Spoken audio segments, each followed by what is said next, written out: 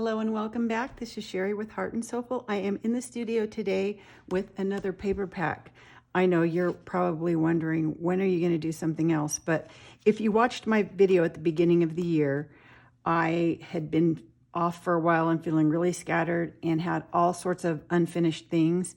So this year my goal was to try to just tackle each thing, and one thing always leads to another, which is fine because I feel like I'm finally accomplishing things. So I do have another paper pack I wanted to share for a couple of reasons. The one that I shared first was this grungy backgrounds. And I did this within my mind wanting to use some of these papers for one of my other unfinished projects, which is the second volume of my grunge junk journal on Bodhi. So I did volume 1. I want to start on volume 2, and I had some unfinished paper packs that I've been working on as I've been going through these. So I don't have the paper pack finished for this first volume, but it started. It may be close. I have to pick it up and look at it again. But in the meantime, I want to start working on volume 2. So I knew I wanted to do some other papers. And one of the other things that I had worked on when I was doing volume 1 was I had a paper pack of distressed wallpaper finishes that I hand painted using a gel plate. And so I wanted to go back and revisit that again and finish it. I actually think I had listed it at one time, but I just wasn't happy with everything about it, the sizes and things. So I have a new printer, and I thought I'm going to scan these in again and see how they come out. And I think they are actually improved scans from the first ones. So I have that together. I will show the whole thing to you and what they started out as. And then I have a fun, just kind of beginning of a project using this paper pack. So the first thing that you'll see on the Etsy shop, and I'll put a link down below, is this page. And there are 18 individual hand-painted designs, and they are all shown on this front page. When I painted these, I did them, like I said, on a gel plate, and my gel plate was like 5x8 or whatever size it was. So I was using half sheets to do it. So the originals are this size, and some of them I did front and back. So I ended up just picking out my favorites. And then some of them I had done also actually were even smaller because I was using I think I actually used an embossing folder. And the size of it was like 5x7. So my size was limited on my pages, and I wanted to present them to you to scale. So I decided the best thing to do would be to do 2 designs per page, so that when you go to print them, you'll be printing them on 8.5 by 11 paper. So again, when I go into preview and print, I click on fill entire page so that I only get this tiny border. And you may be able to print borderless, so yours will be a little bit bigger.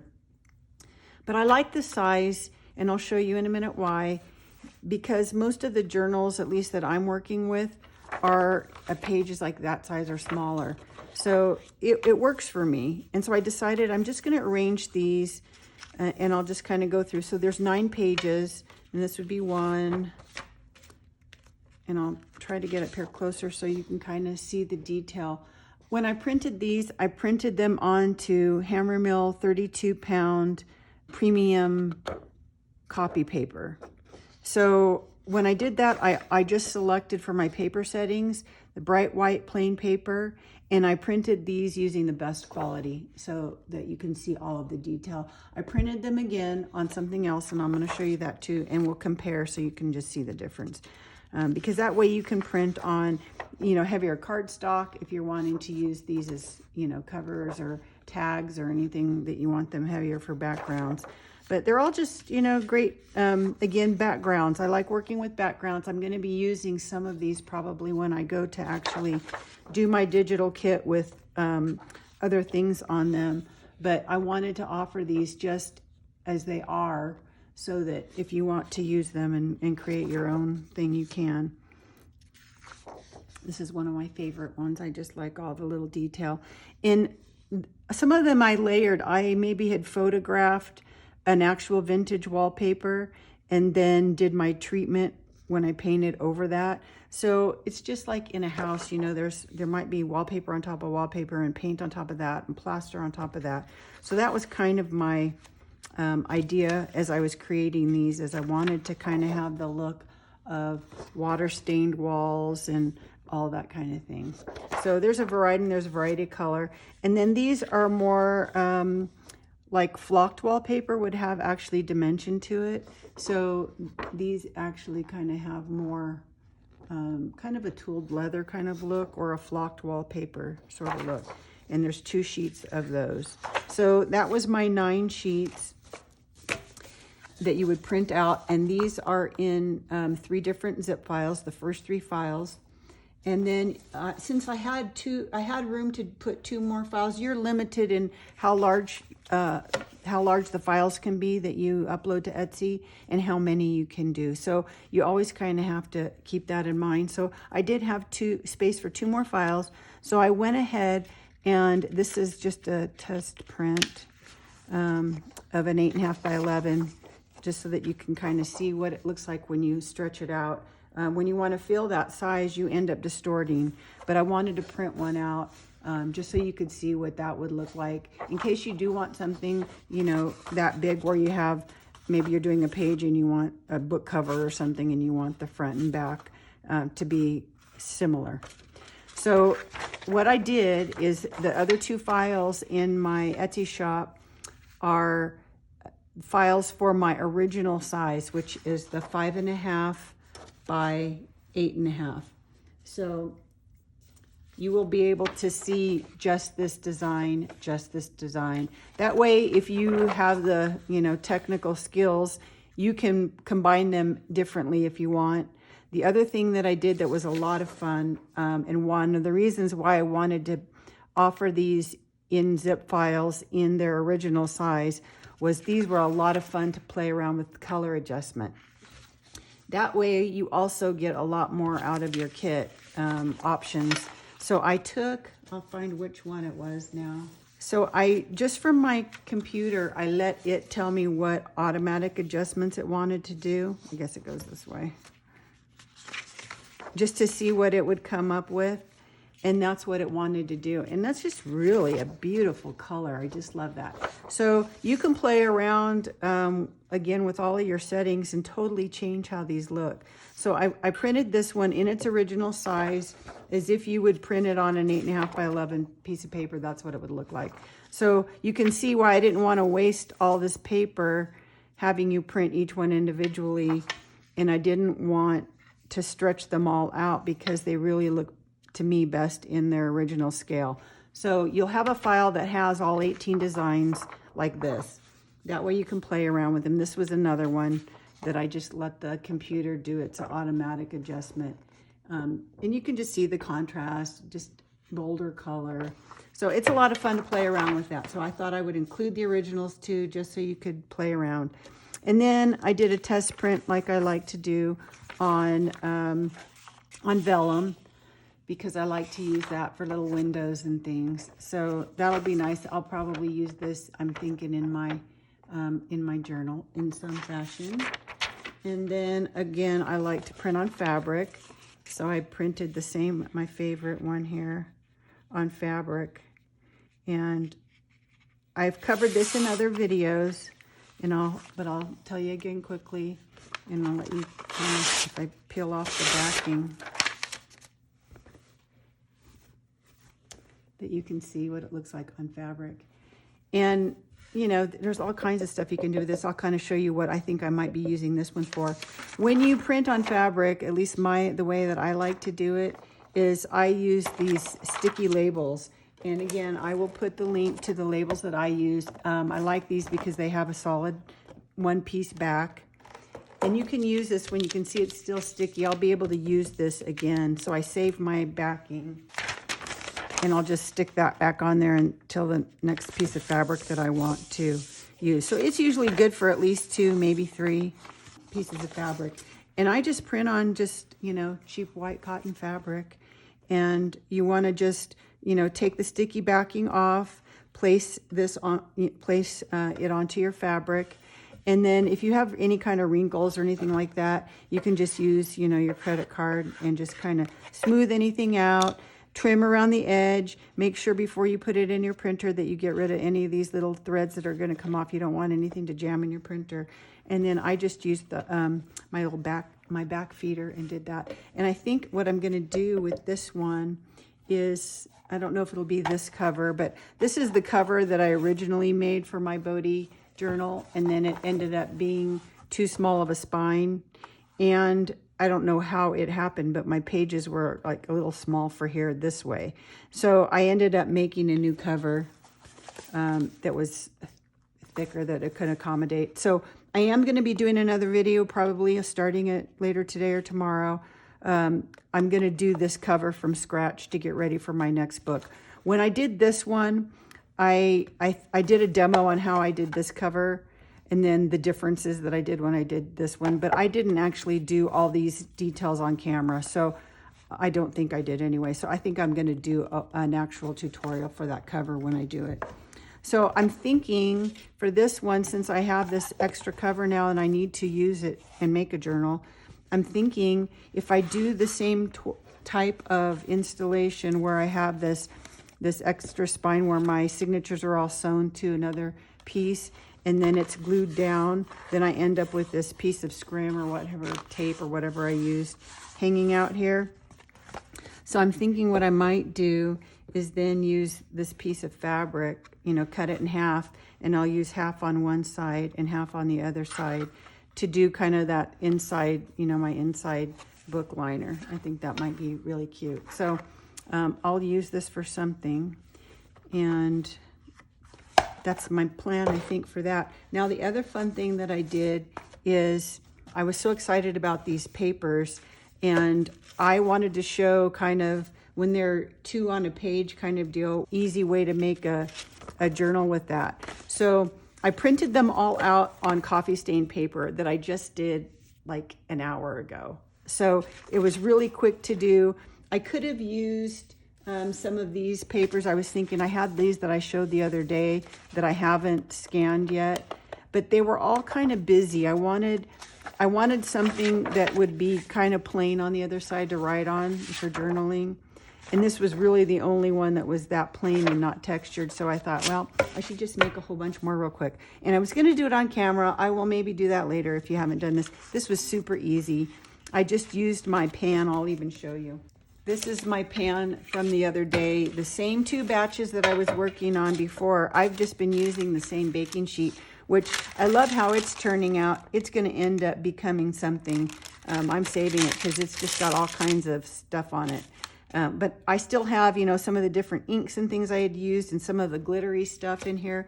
But I just grabbed a pile of 28-pound cheap copy paper, and I stacked the whole thing in here. So I have 9 here, and then in addition to however many are here. And I just put them in the pan. I mixed up a little, probably like that much maybe, cup of instant coffee. And again, I used this, just these little packets that I have. So I only used maybe not even half of this, and water. And then just this little brush mixed it up. And then I just started with my first piece. And the first piece, it's kind of easiest if you spritz it both sides, because then it'll kind of stick to your baking paper. And then I just, you know, threw some coffee on there, used my brush to get it all over.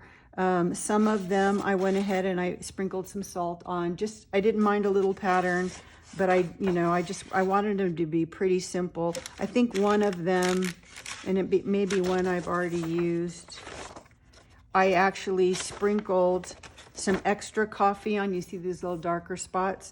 Just sprinkled some of my instant coffee here and there, and then used my squirt bottle to kind of make it dissolve. That way I had some little extra dark spots. This one I had quite a bit of salt on.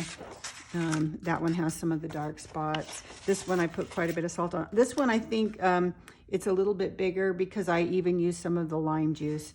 And again, the other day when I did this, I didn't have a real lime, so I just used one of these. You can use lemon. That's what I got this idea from Mixing Up Marcy, and she used lemon, but this is what I had. So I just sprinkled some of that, and that kind of gave it those extra big resist. So those are my papers, and then I was going to dry them outside in the greenhouse again, but it was so cold even out there with the heated floor that I thought it was going to take too long, and I was being too impatient. So I brought my black garbage bag into my studio, and I was going to dry it there. And then I had the idea that an even faster way is I make handmade paper from recycled book page, and I had been drying it in I have a steamer dryer, and it has like 5 shelves. So maybe your dryer has one of those shelves for sweaters that you put in there that makes your drum rotates, but that screen thing stays flat. My thing is kind of like that, only it has 5 shelves. It's kind of tall. So I thought, oh, I could dry all of this paper in like 5 minutes without even turning the oven on. So it probably took, I would say it took maybe 10, 15 minutes maybe.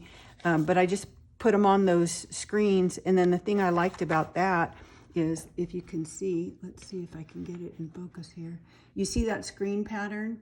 That is just from them laying on that drying screen. So if you lay them on, like my black garbage bag that I laid them on, and it's crinkly, it would have left wrinkles in there too. And I like that. It's subtle. There, there's not a lot of color. This is great for writing on kind of thing, but it gives you that little extra texture without being too much. You could do all of these, I could have just left them on that baking tray and put them in the oven. Stacked like that, they probably would have taken a while. I could have unstacked it and done them, 2 at a time, but then that's going to take a while too for the number that I had. So this way I was just, if it's sunny and warm where you are, lay them out, and you can, they won't take too long to dry. So I had these papers, and then that way I just ironed them, got all the, used a dry paper towel and got all the junk off if there was any residual anything. And then just ironed them really good so that I could put them in my back feeder of my printer. And then I just printed each one onto, each one of those pictures, the 9 of them, onto a different background. So that way I have double-sided. You could also, if you don't even want to do that and copy stain them, a lot of these in this paper pack were pretty simple on the background. And you could use one of, some simple background like that, and then print them double-sided, and then you would kind of have the same thing. So, and I did this just on these. Since I was going to do them on coffee stain paper anyway, and this is just regular cheap copy paper, I went ahead and just used my bright white plain paper setting. And I didn't even do best on this. On the other ones, the Hammer Mill, I did best quality. On these, I just did normal quality because I knew they were going to go onto a coffee stain paper anyway. So I just did, this was much faster to print than printing them best quality. It took a lot longer. So now I have these finished, kind of ready to go. Which one does this go with? Every page is different. And I had 9 pages, so I could do 3 pages per signature. And then I'm thinking it would be nice to just add, even in between these, I can add some coffee stain envelopes or make pockets out of that. And even just some other coffee stain ledger paper and different things that I have. So I'm going to do that. I'll do it on camera. It's going to be just a whole other fun project. But now I have these ready to go. They did print with the border just like everything else, so I folded them in half and then just trimmed as least amount as I could because I don't have a cover for this yet. I can make a cover to fit this, so I think that's what I'll do. I could cut them down and do them in a book that I already have, and just trim them to fit. So this is like a Reader's Digest size book. So these ended up being, I cut them 5 1/4 by 8 1/4. So I could trim them down more, and then they would actually, fit in a Reader's Digest size book. So, either that or you make your own cover. So I will be doing a series, I think, turning this just these into an actual finished journal. So I hope that you'll stay tuned for all that when I get to it. So that's my share for today. I'll put the link down below so you can find this. Follow me on Facebook and Instagram and all of that. I'll put all those links down below too. And I'm anxious now to get started working on the next thing. So have a great rest of your day. Go make something. Bye.